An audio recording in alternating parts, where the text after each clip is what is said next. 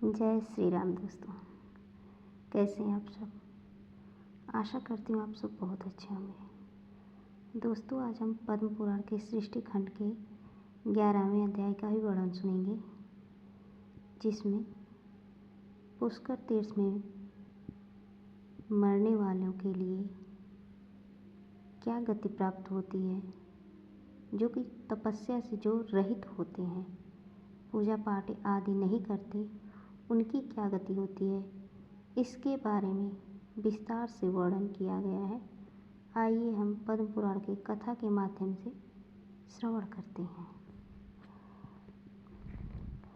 भीष्म जी ने कहा, ब्राह्मण, पुष्कर तीर्थ में निवास करने वाली स्त्रियां, म्लेच्छ, शूद्र, पशु पक्षी, मृग, गूंगे, जड़, अंधे तथा बहरे प्राणी जो तपस्या और नियमों से दूर हैं, किस गति को प्राप्त होते हैं, यह बताने की कृपा करें।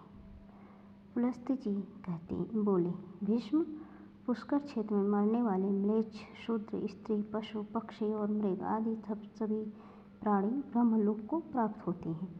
वे दिव्य शरीर धारण करके सूर्य के समान तेजस्वी विमानों पर बैठकर ब्रह्मलोक की यात्रा करते हैं।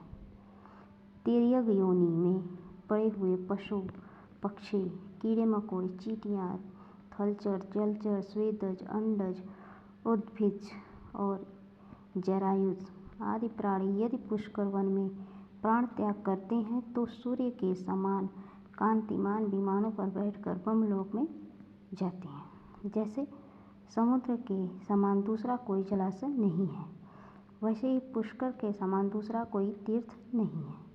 अब मैं तुम्हें अन्य देवताओं का परिचय देता हूँ, जो इस पुष्कर क्षेत्र में सदा विद्यमान रहते हैं। भगवान श्री विष्णु के साथ इंद्रादि संपूर्ण देवता, गणेश, कार्तिकेय, चंद्रमा, सूर्य और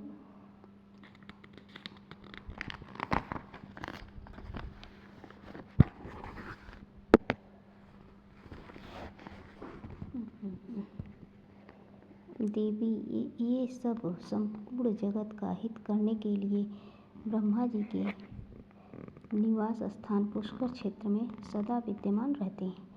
इस तीर्थ में निवास करने वाले लोग सतयुग में 12 वर्षों तक, त्रेता में 1 वर्ष तक तथा द्वापर में 1 मास तक तीर्थ सेवन करने से जिस फल को पाते थे, उसे कलयुग में 1 दिन रात के तीर्थ सेवन से ही प्राप्त कर लेते हैं।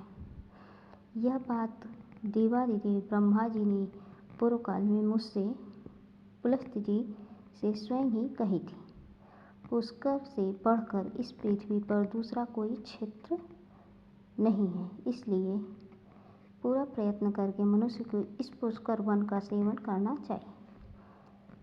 ब्रह्मचारी, गृहस्थ, वानप्रस्थ और सन्यासी, ये सब लोग अपने अपने शास्त्रोक्त धर्म का पालन करते हुए इस क्षेत्र में परम गति को प्राप्त करते हैं। धर्म और अर्थ के तत्वों को जानने वाले पुरुष को चाहिए कि वह अपनी आयु के 1/4 भाग तक दूसरे की निंदा से बचकर ब्रह्मचर्य का पालन करते हुए गुरु और गुरुपुत्र के समीप निवास करे तथा गुरु की सेवा से जो समय बचे उसमें अध्ययन करे। श्रद्धा और आदरपूर्वक गुरु का आश्रय ले। गुरु के घर में रहते समय गुरु के सोने के पश्चात शयन करे और उनके उठने से पहले उठ जाए। शिष्य के करने योग्य जो कुछ सेवा आदि कार्य हो, वह सब पूरा करके ही शिष्य को गुरु के पास खड़ा होना चाहिए। वह सदा गुरु का किंकर होकर सब प्रकार की सेवाएं करे, सब कार्यों में कुशल हो, पवित्र, कार्यदक्ष और गुणवान बने, गुरु को प्रिय लगने वाला उत्तर दे, इंद्रियों को जीतकर शांत भाव से गुरु की ओर देखे, गुरु के भोजन करने से पहले भोजन और जलपान करने से पहले जलपान न करें। गुरु खड़े हो तो स्वयं भी बैठें नहीं, उनके सोए बिना शयन नहीं करें। उत्तान हाथों के द्वारा गुरु के चरणों का स्पर्श करें। गुरु के दाहिने पैर को अपने दाहिने हाथ से और बाएं पैर को बाएं हाथ से धीरे धीरे दबाएं। इस प्रकार प्रणाम करके गुरु से कहें, भगवान, मुझे पढ़ाइए। प्रभु, यह कार्य मैंने पूरा कर लिया है और इस कार्य को मैं अभी करूँगा। इस प्रकार पहले कार्य करे और फिर किया हुआ सारा काम गुरु को बता दे। मैंने ब्रह्मचारी के नियमों का यहाँ विस्तार के साथ वर्णन किया है। गुरुभक्त शिष्य को इन सभी नियमों का पालन करना चाहिए। इस प्रकार अपनी शक्ति के अनुसार गुरु की प्रसन्नता का संपादन करते हुए शिष्य को कर्तव्य कर्म में लगे रहना उचित है। वह 1, 2 या 3 या चारों वेदों को अर्थ सहित गुरुमुख से अध्ययन करे, भिक्षा के अन्न से जीविका चलाए और धरती पर शयन करे, वेदोक्त व्रतों का पालन करता रहे और गुरु दक्षिणा देकर विधिपूर्वक अपना समावर्तन संस्कार करे। फिर धर्मपूर्वक प्राप्त हुई स्त्री के साथ गार्हपत्यादि अग्नियों की स्थापना करके प्रतिदिन हवनादि के द्वारा उनका पूजन करें। आयु का प्रथम भाग ब्रह्मचर्याश्रम में बिताने के पश्चात दूसरा भाग गृहस्थ आश्रम में रहकर व्यतीत करें। गृहस्थ ब्राह्मण यज्ञ करना, यज्ञ कराना, वेद पढ़ाना तथा दान देना और दान लेना, इन 6 कर्मों का अनुष्ठान करें। उससे भिन्न वानप्रस्थी विप्र केवल यजन, अध्ययन और दान, इन 3 कर्मों का ही अनुष्ठान करें तथा चतुर्थ आश्रम में रहने वाला ब्रह्मनिष्ठ सन्यासी जप, यज्ञ और अध्ययन, इन 2 ही कर्मों से संबंध रखे। गृहस्थ के व्रत से बढ़कर दूसरा कोई महान तीर्थ नहीं बताया गया है। गृहस्थ पुरुष कभी केवल अपने खाने के लिए भोजन न बनाए, देवता और अतिथियों के उद्देश्य से ही रसोई करे, पशुओं की हिंसा न करे, दिन में कभी नींद न ले, रात के पहले और पिछले भाग में भी न सोए, दिन और रात्रि की संधि में सूर्योदय एवं सूर्यास्त के समय भोजन न करे, झूठ न बोले। गृहस्थ के घर में कभी ऐसा नहीं होना चाहिए कि कोई ब्राह्मण अतिथि आकर भूखा रह जाए और उसका यथावत सत्कार न हो। अतिथि को भोजन कराने से देवता और पितर संतुष्ट होते हैं। अतः गृहस्थ पुरुष सदा ही अतिथियों का सत्कार करे। जो वेद विद्या और व्रत में निष्णात, श्रोत्रिय, वेदों के पारगामी, अपने कर्म से जीविका चलाने वाले, जितेंद्रिय, क्रियावान और तपस्वी हैं, उन्हीं श्रेष्ठ पुरुषों के सत्कार के लिए हव्य और कव्य का विधान किया गया है। जो नश्वर पदार्थों के प्रति आसक्त है, अपने कर्म से भ्रष्ट हो गया है, अग्निहोत्र छोड़ चुका है, गुरु की झूठी निंदा करता और असत्य भाषण में आग्रह रखता है, वह देवताओं और पितरों को अर्पण करने योग्य अन्न के पाने का अधिकारी नहीं है। गृहस्थ की संपत्ति में सभी प्राणियों का भाग होता है। जो भोजन नहीं बनाते उन्हें भी गृहस्थ पुरुष अन्न दे। वह प्रतिदिन बिघस और अमृत भोजन करे। यज्ञ से देवताओं और पितर आदि को अर्पण करने से बचा हुआ अन्न भविष्य के समान एवं अमृत माना गया है तथा जो कुटुंब के सभी मनुष्यों के साथ भोजन कर लेने के पश्चात उनसे बचा अन्न ग्रहण करता है, उसे बिघसाशी, बिघस अन्न भोजन करने वाला कहा गया है। गृहस्थ पुरुष को केवल अपनी ही स्त्री से अनुराग रखना चाहिए। वह मन को अपने वश में रखे, किसी के गुणों में दोष न देखे और अपनी संपूर्ण इंद्रियों को काबू में रखे।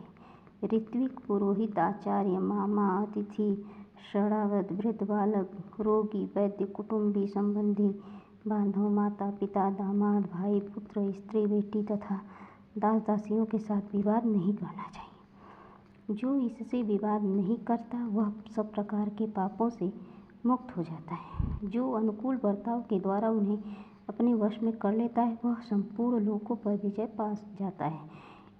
इसमें तनिक भी संदेह नहीं है। आचार्य ब्रह्मलोक का स्वामी है, पिता प्रजापति लोक का प्रभु है, अतिथि संपूर्ण लोकों का ईश्वर है, ऋत्विक वेदों का अधिष्ठान और प्रभु होता है। दामाद अप्सराओं के लोक का अधिपति है। कुटुंबी विश्वदेव संबंधी लोकों के अधिष्ठाता हैं। संबंधी और बांधव दिशाओं के तथा माता और मामा भूलोक के स्वामी हैं। वृद्ध बालक और रोगी मनुष्य आकाश के प्रभु हैं। पुरोहित ऋषि लोक के और शरणागत साध्य लोकों के अधिपति हैं। वैद्य अश्विनी कुमारों के लोक का तथा भाई वसु लोक का स्वामी है। पत्नी वायुलोक की ईश्वरी और तथा कन्या अप्सराओं के घर की स्वामिनी है। बड़ा भाई पिता के समान होता है। पत्नी और पुत्र अपने ही शरीर हैं। दासवर परछाई के समान है तथा कन्या अत्यंत दीन दया की योग्य मानी गई है। इसलिए प्रयुक्त व्यक्ति पर कोई अपमानजनक बात भी कह दे तो उसे चुपचाप सह लेना चाहिए। कभी क्रोध या दुख नहीं करना चाहिए। गृहस्थ धर्मपरायण विद्वान पुरुष को एक ही साथ बहुत से काम नहीं आरंभ करने चाहिए। धर्मयज्ञ को उचित है कि वह किसी एक ही काम में लगकर उसे पूरा करे। गृहस्थ ब्राह्मण की 3 जीविकाएं हैं। उनमें से उत्तरोत्तर श्रेष्ठ एवं कल्याणकारक है। पहली है कुंभ धान्य वृत्ति, जिसमें एक घड़े से अधिक धान्य का संग्रह न करके जीवन निर्वाह किया जाता है। दूसरी उच्छशील वृत्ति है, जिसमें खेती कट जाने पर खेतों में गिरी हुई अनाज की बालें चुन कर लाई जाती है और उन्हीं से जीवन निर्वाह किया जाता है। तीसरी कापोती वृत्ति है, जिसमें खलिहान और बाजार से अन्न के बिखरे हुए दाने चुनकर लाए जाते हैं तथा उन्हीं से जीविका चलाई जाती है। जहाँ इन 3 वृत्तियों से जीविका चलाने वाले पूजनीय ब्राह्मण निवास करते हैं, उस राष्ट्र की वृद्धि होती है। जो ब्राह्मण गृहस्थ की इन 3 वृत्तियों से जीवन निर्वाह करता है और मन में कष्ट का अनुभव नहीं करता, वह 10 पीढ़ी तक के पूर्वजों को, अपने आगे होने वाली संतानों की भी 10 पीढ़ियों को पवित्र कर देता है। अब तीसरे आश्रम वानप्रस्थ का वर्णन करता हूँ। सुनो, गृहस्थ पुरुष जब यह देख ले कि मेरे शरीर में झुर्रियाँ पड़ गई हैं, सिर के बाल सफ़ेद हो गए हैं और पुत्र के भी पुत्र हो गया है, तब वह वन में चला जाए। जिन्हें गृहस्थ आश्रम के नियमों से निर्वेद हो गया है, अतएव जो वानप्रस्थ की दीक्षा लेकर गृहस्थ आश्रम का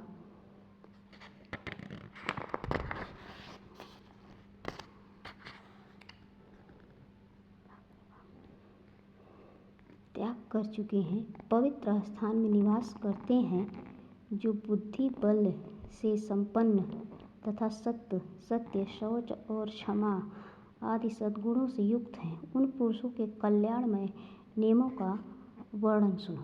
प्रत्येक द्विज को अपने आयु का तीसरा भाग वानप्रस्थ आश्रम में रहकर व्यतीत करना चाहिए। वानप्रस्थ आश्रम में भी वह उन्हीं अग्नियों का सेवन करे जिसका गृहस्थ आश्रम में सेवन करता था।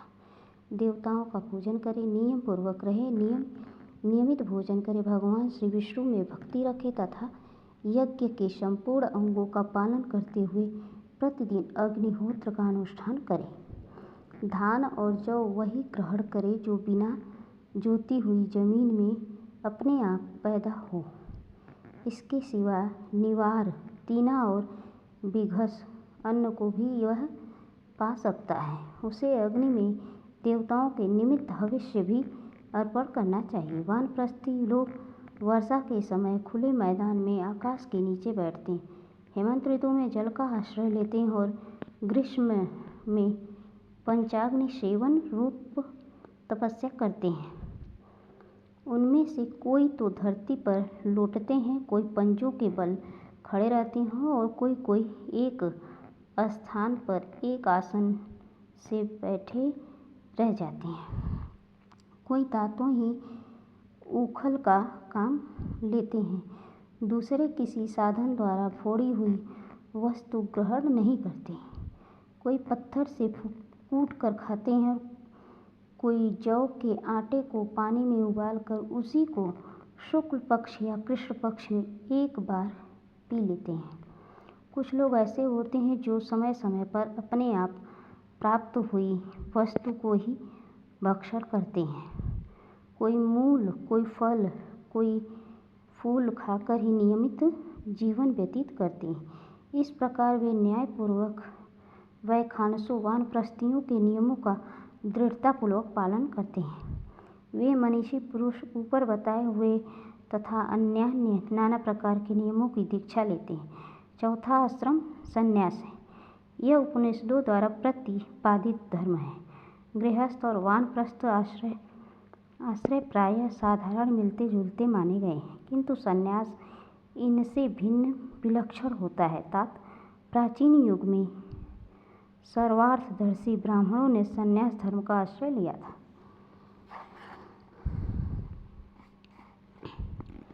अगस्त्य सप्तर्षि, मधुच्छंदा, गवेषण, संकृति, सुदीव, भांडी, यप्रोथ, कृतश्रम, अहोवीर्य, काम्य, अस्थाणु, मेधातिथि, बुध, मनोवाक, शिनीवाक, शून्यपाल और अकृतश्रम ये धर्म तत्वों के यथार्थ ज्ञाता थे। इन्हें धर्म के स्वरूप का साक्षात्कार हो गया था।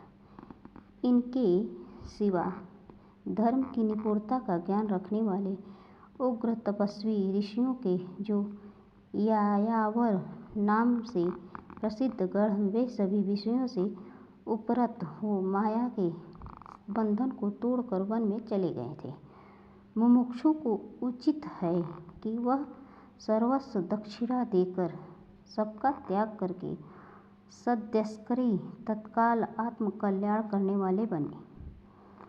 आत्मा का ही चयन यजन करे, विषयों से उपरत हो आत्मा में ही रमण करे तथा आत्मा पर ही निर्भर करे। सब प्रकार के संग्रह का परित्याग करके भावना के द्वारा गार्हपत्यादि अग्नियों की आत्मा में स्थापना करे और उसमें तदनुरूप यज्ञों का सर्वदा अनुष्ठान करता रहे। चतुर्थ आश्रम सबसे श्रेष्ठ बताया गया है। वह तीनों आश्रमों के ऊपर है। उसमें अनेक प्रकार के उत्तम गुणों का निवास है। वही सबकी चरम सीमा परम आधार है। ब्रह्मचर्य आदि 3 आश्रमों में क्रमशः रहने के पश्चात काषाय वस्त्र धारण करके संन्यास ले लें। सर्वस्व त्यागपूर्वक संन्यास सबसे उत्तम आश्रम है। सन्यासी को चाहिए कि वह मोक्ष की सिद्धि के लिए अकेले ही धर्म का अनुष्ठान करे, किसी को साथ न रखे। जो ज्ञानवान पुरुष अकेला विचरता है वह सबका त्याग कर देता है, उसे स्वयं कोई हानि नहीं उठानी पड़ती। सन्यासी अग्निहोत्र के लिए अग्नि का चयन न करे, अपने रहने के लिए कोई घर न बनाए, केवल भिक्षा लेने के लिए ही गांव में प्रवेश करे, कल के लिए किसी वस्तु का संग्रह न करे, मौन होकर शुद्ध भाव से रहे तथा थोड़ा और नियमित भोजन करे। प्रतिदिन एक ही बार भोजन करने और पानी पीने के लिए कपाल, काठ या नारियल आदि का पात्र विशेष रखना, वृक्ष की जड़ में निवास करना, मलिन वस्त्र धारण करना, अकेले रहना तथा सब प्राणियों की ओर से उदासीनता रखना, ये भिक्षुक सन्यासी के लक्षण हैं। जिस पुरुष के भीतर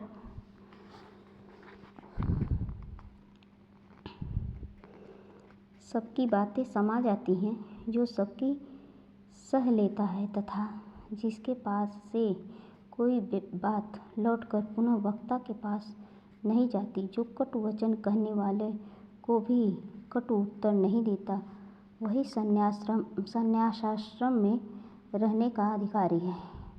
कभी किसी की भी निंदा को न तो करे और न सुने ही। विशेषतः ब्राह्मणों की निंदा तो किसी तरह न करे। ब्राह्मण का जो शुभ कर्म हो उसी की सदा चर्चा करनी चाहिए।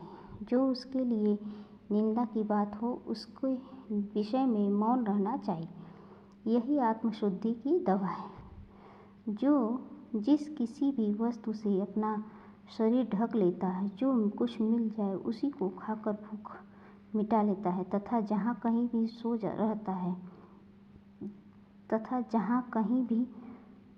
रहता है उसे देवता, ब्राह्मण, ब्रह्मवेत्ता समझते हैं। जो जन समुदाय को साफ समझकर, स्नेह संबंध को नरक जानकर तथा स्त्रियों को मुर्दा समझकर उन सबसे डरता रहता है, उसे देवता लोग ब्राह्मण कहते हैं। जो मान या अपमान होने पर स्वयं हर्ष अथवा क्रोध के वशभूत नहीं होता, उसे देवता लोग ब्राह्मण मानते हैं। जो जीवन और मरण अभिनंदन न करके सदा काल की ही प्रतीक्षा करता रहता है, उसे देवता ब्राह्मण मानते हैं।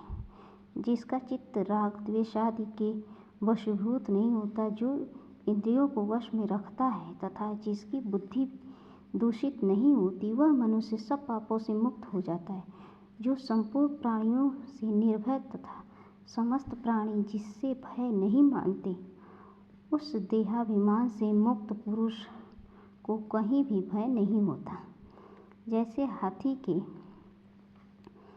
पदचिह्न में अन्य समस्त पदचारी जीवों के पदचिह्न समा जाते हैं तथा जिस प्रकार संपूर्ण ज्ञान चित्त में लीन हो जाते हैं, उसी प्रकार सारे धर्म और अर्थ